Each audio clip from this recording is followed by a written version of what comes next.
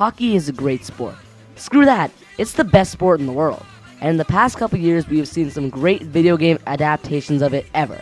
Every year, EA Sports gives us a new NHL game for us to play. This year, EA jumped to the next-gen hardware with NHL 15. It's a great step forward and should be very promising, so we thought.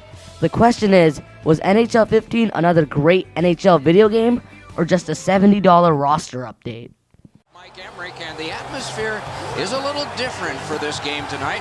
Something got in the newspaper that seems to have riled up people. Somebody's going to learn off. There was no doubt about it. This game was promoted to look fantastic, and it truly does. Everything from the crowd to the players to the arena has a tremendous amount of detail. The aerial footage and the pre-game clips of the commentators resembles an NBC broadcast. EA clearly put all of its focus on the power of the new generation consoles and how great the game can look and sound. The crowd sounds lively and resembles the atmosphere of a real hockey game. He's through, got a piece of it. Score! That one went in off a defender's skate.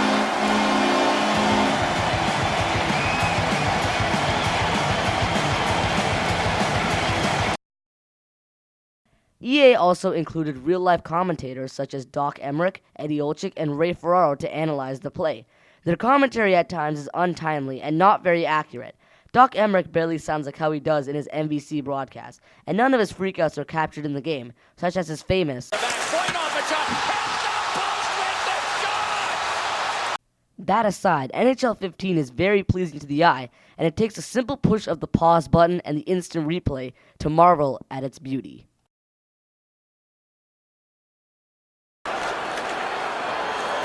Wrist shot, score!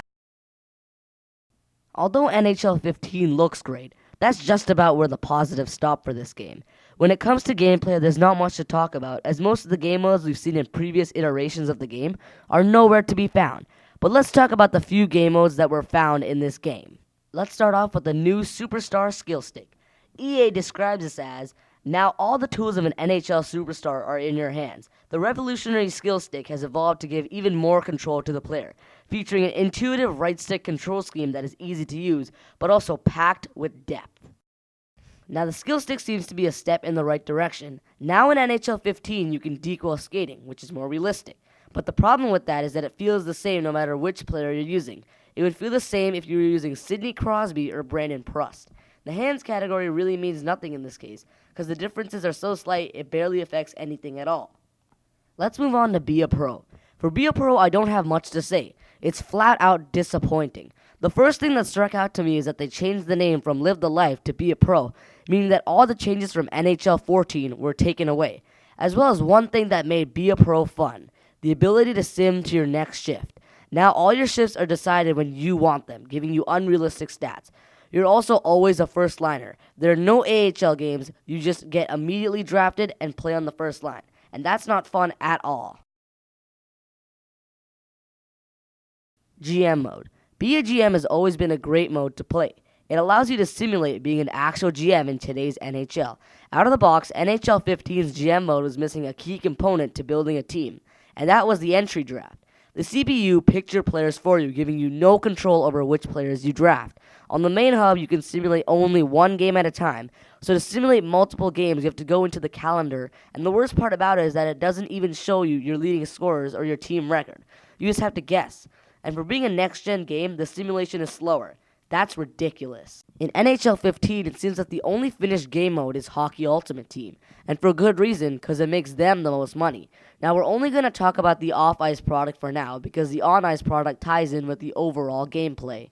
The off-ice hut game has always been more fun than the on-ice hut game in my opinion, because you get to play a little stock game with the market by buying and selling players.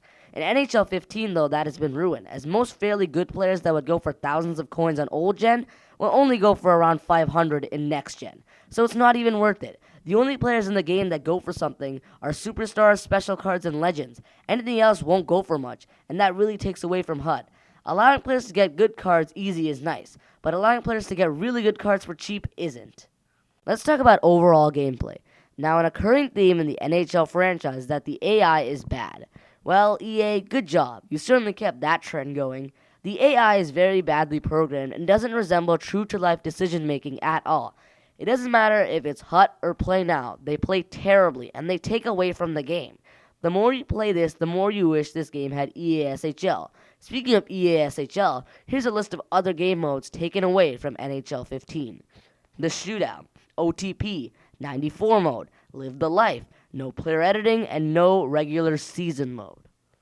At the end of the day, NHL 15 gets a 3 out of 10 simply because it has nothing to offer besides Hockey Ultimate Team and presentation.